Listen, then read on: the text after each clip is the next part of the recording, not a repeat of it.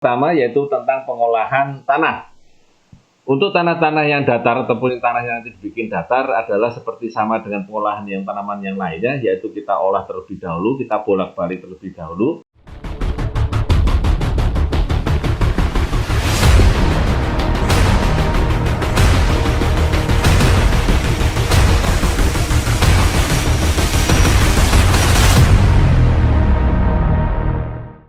Semangat pagi. Assalamualaikum warahmatullahi wabarakatuh. Kali ini tema yang akan saya bawakan adalah tentang pemupukan pada tanaman pepaya. Ya, tanaman pepaya. Dan barangkali ada yang belum kenal dengan saya, nama saya adalah Adi Nugroho, di mana saya mengawal produk-produk agro pada PT Natural Nusantara. Nah, teman-teman, sahabat-sahabat agro, mitra-mitra agro dimanapun Anda berada, tahapan-tahapan dalam budidaya tanaman pepaya adalah kurang lebih seperti berikut. Pengolahan tanah, pembuatan bedengan, jarak tanamnya, bibit ataupun benihnya, tanam dan bumbunnya, penyiraman, serta pupuk dan pemupukannya. Baik, kita mulai dari yang pertama, yaitu tentang pengolahan tanah.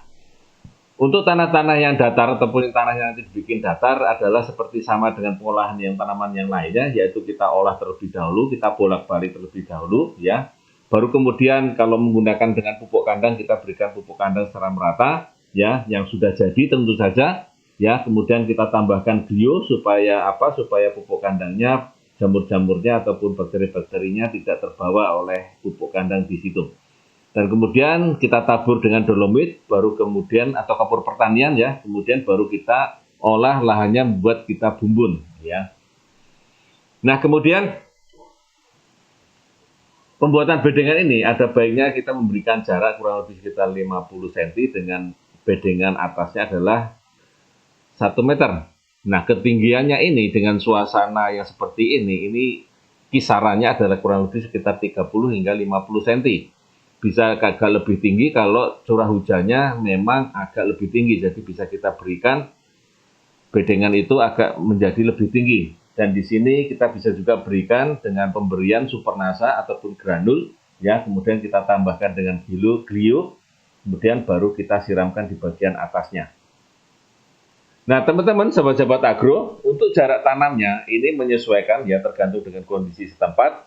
Bisa berjarak antara 2,5 hingga 3 meter ataupun 3 meter kali 3 meter, ya. Seperti pada gambar ini kurang lebih sekitar 2,5 ataupun 3 meter. Dilihat dari kondisi setempat, ya, untuk tanamannya maupun dengan kondisi tanahnya, ya. Kemudian untuk bibit dan benihnya tentu saja kita harus memilih bibit dari benih yang baik, ya, pemilihan benih yang baik, ya. Yang pertama adalah kita mengambil untuk benihnya itu sumbernya kita lihat pada tanaman pepaya yang berindeks ataupun warna yang di 3 atau yang di dalam kotak ini, ya, umurnya kurang lebih sekitar 4-5 bulan. Kemudian warna kulit pepayanya dengan indeks 3 seperti gambar pada di kotak. Kematangannya sampai kurang lebih sekitar 100%, tidak cacat, bentuknya memanjang dan didapatkan dari pohon yang sempurna. Dan ini bisa disimpan sampai sekitar 100% matang. Ya, kita pilih di warna kulit indeks yang nomor 3 yang ada tertera di kotak yang warna merah seperti ini.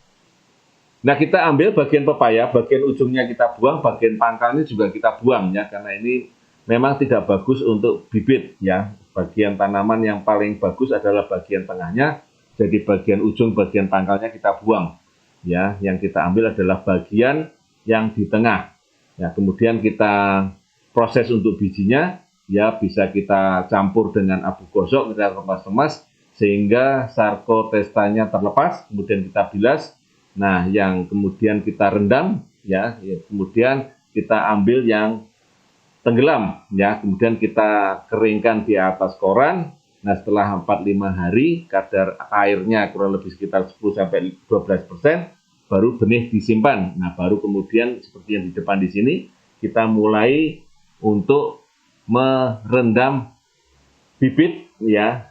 Kita rendam bibit dengan hormonik bisa, ya, 1 tutup hormonik dalam 5 liter air, kita rendam 3-4 jam, baru kemudian kita masukkan ke polybag dengan media yang sudah kita siapkan dan membentuk sungkup seperti yang tertera pada gambar. Ya. Nah, kemudian setelah kita siapkan benihnya, kita kecambahkan, bisa juga melalui kain atau kertas basah ataupun tisu dengan plastik bening, ya, kita tutup kurang lebih 4 sampai 10 hari. Ya, ini tergantung dengan kondisinya. Nah, seperti ini tadi pesemaian tadi, setelah kita siapkan, ya, bisa kita langsung ke lapangan kalau kita tidak menggunakan dengan polybag, dengan cara satu lubang diberi 2 sampai 3 benih per lubangnya. Namun kalau kita menggunakan polybag, maka kita tanam per polybagnya antara 1 sampai 2 benih saja. Ya, biasanya polybag ini media yang digunakan adalah dengan menggunakan tanah ataupun dengan ditambah dengan pupuk kandang 1:1. Kemudian yang secara langsung, ya, benih yang secara langsung yang ditanam antara 2 sampai 3 benih per lubangnya ini bisa direndam terlebih dahulu, ya, sebelumnya bisa direndam terlebih dahulu, kemudian di kedalaman setengah senti ditutup dengan mulsa, ya, kemudian setelah benihnya itu tumbuh baru mulsanya disingkirkan. Nah, baru kemudian dilakukan penjarangan dengan menyisakan kurang lebih 3 tanaman. Kalau barangkali ada yang lebih dari 3, maka ini mulai dijarangkan, ya, biasanya di usia-usia tanaman sekitar setengah bulan atau 15 hari. Dan penjarangan berikutnya dimulai setelah tanaman berbunga atau 1 tanaman per lubang saja. Jadi nanti akan ada penjarangan yang dimulai dari umur 15 hari dan kemudian 1 bulan ataupun tanaman yang sudah mulai berbunga. Ya. Kemudian yang secara tidak langsung, maka benih tadi dimasukkan di dalam bedengan yang sudah kita bikin, bisa bedengan yang dibuatkan dengan pesemaian dengan pembedengan atau dengan menggunakan sungkup ataupun kantong plastik, ya. Bisa juga media yang kita gunakan adalah tanah, pupuk kandang ataupun pasir, ya. Jadi mulai dari semai sampai nanti ke kebun itu rata-rata akan memakan waktu kurang lebih sekitar 40 hingga 15 hari. Dengan ketinggian tanaman rata-rata sekitar 15 hingga 25 cm. Ya.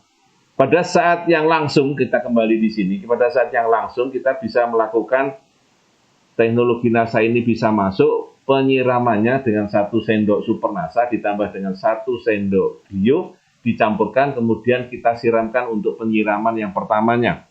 Demikian juga pada penanaman yang tidak langsung, benih yang kita berikan bisa diberikan pada polybagnya terlebih dahulu baru kemudian kita tanam atau kita semai, atau setelah nanti tanamannya berumur kurang lebih sekitar 1 minggu baru kemudian kita siram, atau pada saat penyiraman yang pertama bisa kita siramkan dengan pemakaian 1 sendok supernasa dan 1 sendok glio, ya, kita aduk merata kemudian kita siramkan basah pada media polybagnya.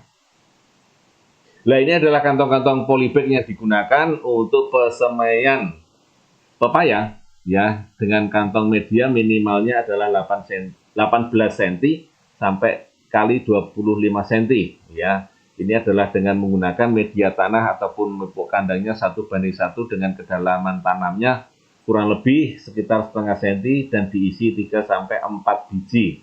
Nah, ini tentu saja tidak dilakukan penjarangan, tetapi nanti akan dipindahkan sesuai dengan ketinggian tanamannya. Jadi kalau jadi 3 dan bagus semuanya, maka akan menempati 3 titik tanam ataupun 3 lubang.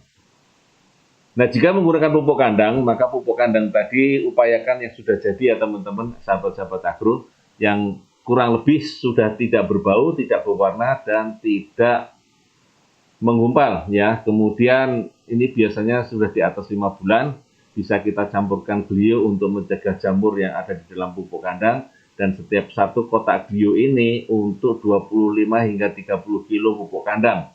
Kemudian kita fermentasi dulu kurang lebih 1 minggu, baru kita gunakan pupuk kandang tadi.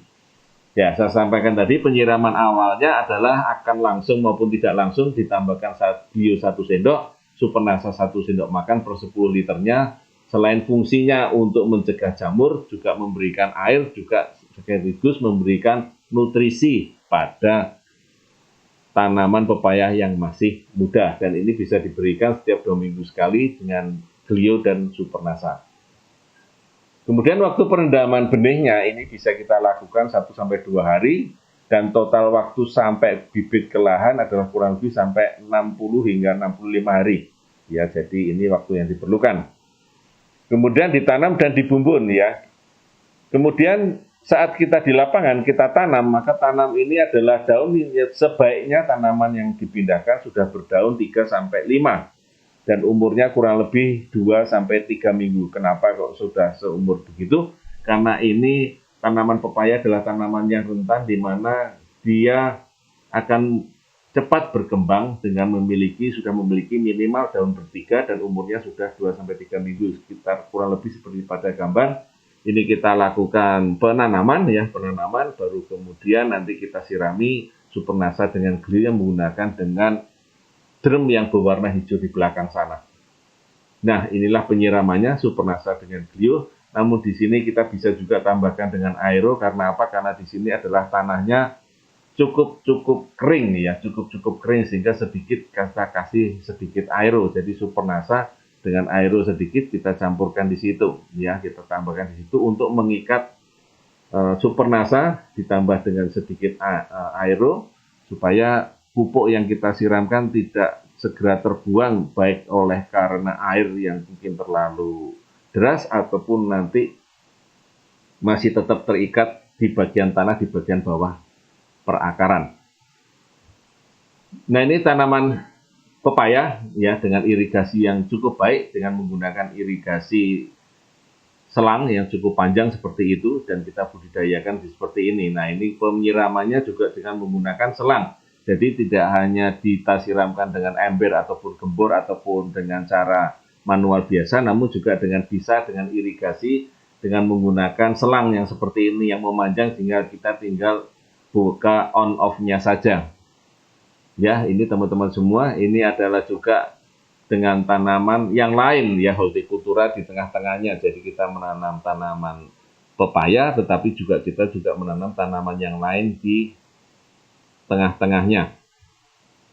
Ini adalah cara yang modern, teman-teman semua, dengan menggunakan selang yang sudah demikian rupa, sehingga kita tinggal buka on off, baik bisa menggunakan dengan HP atau juga bisa menggunakan dengan teknologi digital lainnya. Ya, ini adalah paket irigasi dripnya tadi ya, bermacam-macam ini tadi.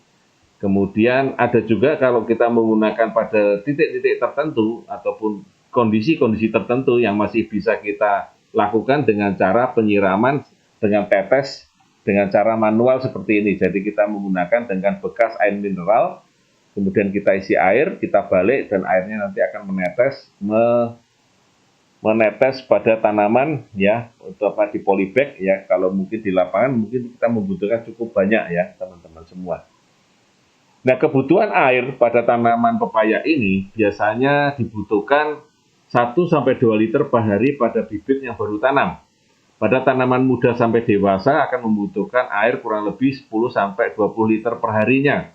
Sedang untuk tanaman yang sedang berbuah membutuhkan air yang lebih banyak lagi, sekitar 20 hingga 30 liter per harinya. Jadi kebutuhan airnya cukup banyak, karena tanaman pepaya ini juga tanaman batangnya juga lunak ya, kemudian buahnya juga dibutuhkan banyak air ya, teman-teman semua. Nah, kemudian pupuk makronya seperti bisa kita lihat di sini ya, pada umur 0 bulan atau awal tanam bisa kita lihat menggunakan urea, KCL, ZA ataupun TSP.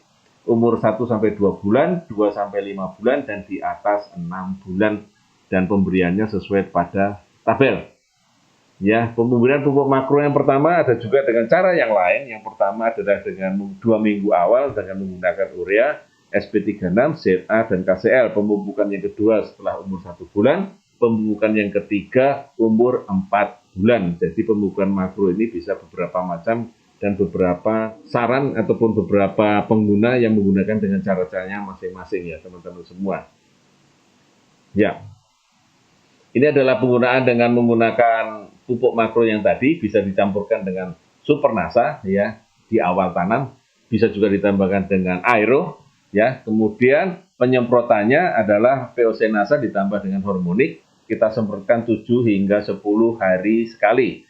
ataupun bisa kita juga dengan campur P-Osenasa dan Hormonik, campurkan jadi satu, kemudian kita ambil 3 tutup per tangki 15 liter. Ya, kalau tangkinya di atas 15 liter, kita tambah 1 tutup lagi. Nah, pengocoran hanya di awal, yaitu dengan menggunakan Supernasa, dan nanti setelah umur 30 hari atau 1 bulan, bisa kita tambahkan dengan Power Nutrisi ataupun kita semprot dengan Fruitop. Nah, ini adalah produk Nasa yang digunakan, ya. Umur 0 sampai 2 bulan di awal tanam, itu kita gunakan Supernasanya 20 hingga 30 gram per tanaman, ataupun granul 150 gram sampai 200 gram per tanaman. Ya, penyemprotannya ini setelah nanti memiliki daun dengan dosis 3 tutup POC dan 1 tutup hormonik. Ya, kalau kita menggunakan aero berarti 1 botol dalam 200 liter air. Nah, kemudian penyemprotan yang berikutnya yaitu di usia 3-5 bulan dengan dosisnya bertambah 4 tutup P-Osenasa dan 2 tutup hormonik. Ya, kemudian Power Nutrisi ini bisa diberikan ya 2 kali juga di usia 3 bulan ke atas dan di atas 6 bulan. Jadi kita bisa berikan 2 kali. Nah, penyemprotan ini juga bermacam-macam di daerah di beberapa tempat ya, bisa kita semprotkan 2 kali, bisa kita semprotkan 3 kali atau mungkin bahkan bisa disemprotkan sampai 4 kali ya.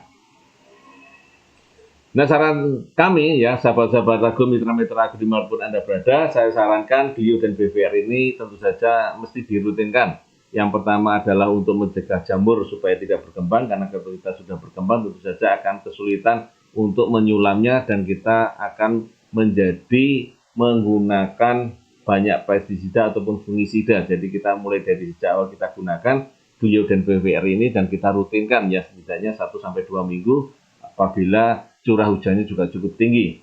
Yang kedua adalah Glio bisa digunakan secara langsung ditaburkan ataupun dikocorkan, atau bisa juga dicampurkan dengan P-Osenasa dan Hormonik disemprotkan, terutama pada tanaman yang masih muda dan disemprotkan di bagian bawah ya atau di bagian perakaran.